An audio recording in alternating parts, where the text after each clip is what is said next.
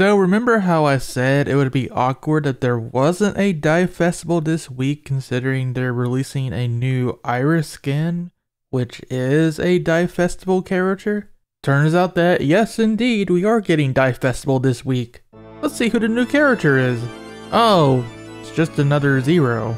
Alright, well, thank you for watching and stay tuned for more Mega Man and rock on and everything. Bye bye. Alright, fine. Let's talk about Omega. Following the footsteps of Copy X, Omega is the next playable boss. And he is DiVE festival just like Copy X. I see a pattern here. The intro does look suitably awesome. And now here come the skills. The first one is his double charge wave, which is a move that he used both in the Zero and ZX series, but the OG Zero also used it in Mega Man X2. That's a nice reference. What this means for Omega and DiVE is he gets 2 charge shots just like Sax and Tax, but without the delay in between the shots, and then the third attack will be the wave slash in the combo. Every single one of the shots lock on too, so that's definitely useful. And continuing the trend of charging, the second skill is really funny. It's the Charge Saber. Yeah, it took them 2 attempts with this Mega Man Zero thing to finally introduce the Charge Saber. Zero Z didn't even have a Saber skill. Not even Melee Mastery. That's crazy. It seems like Omega might have something akin to Melee Mastery though, if not the skill itself. But before we get to that, Charge Saber. It has a giant arc, I will say that, and once you unleash the Charge Saber, a couple of meteors will rain down on your foe. Not too bad. Anyways, back to the passive skills.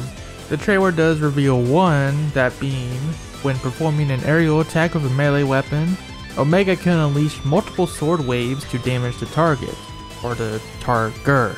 When you do hit a target, there's a chance to cause the target to become immobile. So it's basically like when you're playing as Model OX and you use the overdrive, you just get free sword waves whenever you spin with the sword. Similar thing here, except it's your main attack because you have a sword equipped. Adding stun on top of that? Oof, that is very interesting. And once again, we have a different kind of Japanese trailer to go along with this, and they do reveal the chips. It looks like we're basically getting power increases and a stun effect added to each of the skills here. So just like in his boss fight, Omega can really be a Parahax god, assuming your opponent doesn't have status guard enabled. And that's about all for Omega. So we got DiVE Fest, new Iris skin based off of Extreme 2 but with a different color scheme, and the X4 Sigma raid boss, which by the way, of course, Omega is going to get a 40% damage increase for that raid boss. And while we're on the topic of the raid boss, there's 2 more things I wanted to mention.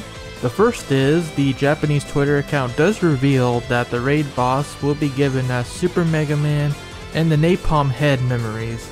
Next, if you haven't heard it already, in the trailer for X4 Sigma, we did get to hear a brand new remix of his final boss theme, which some of you may already be familiar with this theme if you kept up with the data mining back when the beta test was happening last year.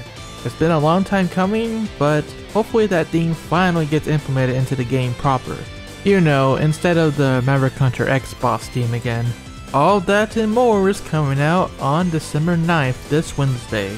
That should be the main highlights however, so we'll see you guys on Wednesday for the usual DiVE stream, and I do want to thank you all for watching.